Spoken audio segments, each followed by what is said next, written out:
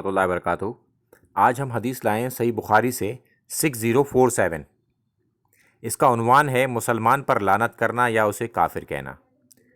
اللہ کے رسول صلی اللہ علیہ وسلم نے فرمایا، جس شخص نے کسی مومن پر لعنت کی تو وہ ایسا ہے جیسے اس نے اسے قتل کر دیا، اور جس شخص نے کسی مومن پر کفر کی تہمت لگائی تو وہ ایسا ہے جیسے اس نے اسے قتل کر دیا۔ لعنت کرنا یا کافر کہنا کسی مسلمان کو، وہ اتنا بڑا گناہ ہے جیسے کہ اس نے اسے قتل کر دیا ہو۔ جس طریقے سے قتل کی سزا ہے بڑی، یہ اتنا بڑا گناہ ہے، مگر ہم لوگوں نے اس کو اتنا آسان سمجھ لیا ہے کہ جس کو چاہتے ہیں ہم کہہ دیتے ہیں،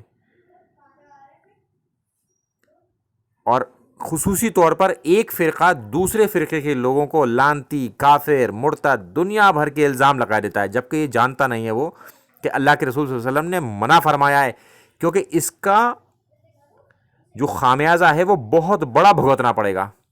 جیسے کسی آپ نے شخص کو ناحق قتل کر دیا، تو قتل کی جو بڑی سزا ہے وہ سزا اس شخص کو ملے گی۔ جس نے کسی پر لعنت کی، اسے کافر کہا جبکہ وہ ایسا نہیں تھا۔ تو ہمیں اس سب چیز سے بچنا چاہیے اور صحیح بات کو قبول کرنا چاہیے، اور ان الفاظوں سے زبردست طریقے سے احتیاط رکھنی خود بھی چاہیے، اور دوسروں کو بھی کہنا چاہیے کہ بھائی اس سے احتیاط رکھو، اس کا معاملہ بہت ہی سنگین ہے۔ السلام علیکم ورحمۃ اللہ وبرکاتہ۔